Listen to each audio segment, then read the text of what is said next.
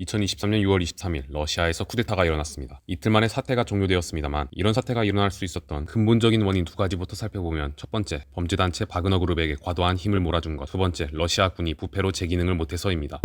소련 해체까지만 거슬러 가봅시다. 아프가니스탄이랑 전쟁하느라 군비 낭비하고 유가는 바닥을 끼고 러시아는 빚더미에 나앉은 상태였습니다. 팔 수 있는 건 팔아서 급전을 마련해야 했죠. 이때 러시아의 국영기업을 헐값에 사 떼부자가 된 자들을 올리가르히라고 합니다. 대표적인 올리가르히로는 축구클럽 첼시의 전 구단주 로만 아브라모비치, 러시아 철강 왕이자 1위 부자 블라디미르 리신이 있었습니다. 실명이 맞습니다. 하지만 그들은 대중들의 입장에서 봤을 때 악의 축이었습니다. 경제가 파탄나서 1992년 인플레이션율이 2500%를 돌파하는 와중에 부패한 중앙관리들은 그들한테 연간 25%대의 신용대출을 알선해줬죠. 이게 무슨 의미냐? 예를 들어 어떤 국영 철강 회사가 100원에 나왔어요. 지금 살 돈이 없어서 내년을 기약하면 인플레이션이 2500%니까 2500원에나 살 수 있어요. 근데 중앙은행에서 100원을 빌려서 회사를 당장 사면 이자율이 25%밖에 안 되니까 내년에 125원만 갚으면 되는 겁니다. 1년만 묵혀도 20배 이득이죠. 상식적으로는 시중의 돈을 최대한 줄여야 인플레를 잡는데 반대로 돈을 풀어버렸으니 나머지 서민들은 더더욱 인플레에 고통받겠습니다. 그래서 올리가르히는 지탄의 대상이 되었죠. 이때 푸틴이 러시아 대통령으로 당선됩니다. 푸틴은 일부 올리가르히를 숙청하며 대중의 인기를 모았습니다만 나머지는 푸틴에게 충성을 맹세하고 뒷돈을 바치고 살아남아 지금도 부를 노리고 있습니다. 푸틴 본인 또한 집권 초기에만 잠시 깨끗한 척 했을 뿐이고요. 그런데 부를 쥔 올리가르히라고 모든 일을 다 할 수는 없습니다. 귀한 손님이 오면 홍차 대접하다가 우라늄도 슬쩍 타고 교통사고도 내서 경쟁자 제끼고 더러운 뒷일을 맡아줄 만한 사람이 필요했죠. 바로 범죄 집단을 하수인이자 거래 대상으로 사용하게 된 겁니다. 그들은 경호산업, 컨설팅 등 합법적인 껍데기를 내세우고 불법 브로커 역할을 도맡았습니다. 대표적인 예가 바로 이번에 쿠데타를 일으킨 바그너 그룹이죠. 바그너 그룹은 우크라이나 땅이었던 크림반도 합병에도 개입하는 등 공을 세워 푸틴의 총애를 받는 데 이르게 됩니다. 아직도 언급이 안 된 집단이 있죠. 바로 러시아군입니다. 다시 한 번만 소련 해체까지 거슬러 가봅시다. 고르바초프가 개혁 개방을 선언했고 경제는 폭망한 상태였습니다. 냉전을 유지할 의도도 전혀 없으니 국방비가 줄었습니다. 그의 불만을 품고 쿠데타를 일으켰는데 그마저도 실패했고 1차 체첸 전쟁에서도 사실상 패배했습니다. 미국과 자웅을 겨루던 소련군의 위상이 바닥을 기고 있던 상황. 이때 푸틴이 등장해서 2차 체첸 전쟁에서도 승리를 거두어 군대의 어깨에 힘 실어주며 지지를 받기 시작했습니다. 그리고 헌법을 뜯어고쳐 행정부만 막강하게 만들어놔서 군인들이 알아서 충성을 바치는 환경을 조성했죠. 러시아 헌법에 규정된 입법부의 행정부 견제 기능이 총리, 인준, 동의 하나뿐입니다. 그마저도 대통령이 마음에 안 들면 의회를 해산시킬 수 있죠. 사법부는요, 헌법재판관, 대법관을 푸틴이 임명하게 되어 있습니다. 우리나라와 달리 검찰도 사법부 소속인데 검찰총장, 차장도 푸틴이 임명합니다. 삼권분립 그런 거 없이 행정부가 군대도 마음대로 요리할 수 있는 겁니다. 그럼 푸틴에게 어떻게 충성을 바치면 될까요? 나라를 열심히 지켜서 애국심을 증명할까요? 아니죠. 푸틴에게 선택받은 올리가르히들과 부정부패를 저지르고 뒷돈을 바치면 됩니다. 무기뿐만 아니라 식량, 제복, 토지 관리 등 하나하나 다 세금을 빼돌릴 대상입니다. 자금 유용 등 간단한 수법부터 부정입찰, 허위 예산, 과도한 계약값 부풀리기 등 부패 행위를 저질렀습니다. 물론 부패와의 전쟁을 하겠다고 말은 그렇게 해왔습니다. 하지만 2016년 기준 뇌물죄 처벌자의 85.2%가 5만 루블 미만을 뇌물로 받았습니다. 사실상 자법만 잡는 수준이죠. 부패 행위 때문에 전쟁 수행 능력이 저하되는 것은 당연했고 우크라이나 전쟁 때도 고전을 면치 못한 탓에 바그너 그룹을 대폭 기용했다가 쿠데타가 일어나는 황당한 시츄에이션까지 벌어진 것입니다. 이후 러시아의 상황이 어떻게 흘러갈지는 아무도 정확히 모를 것입니다. 다만 저들로 인해 무고한 피를 흘렸던 우크라이나에 빠른 평화가 찾아오길 기대해 봅니다.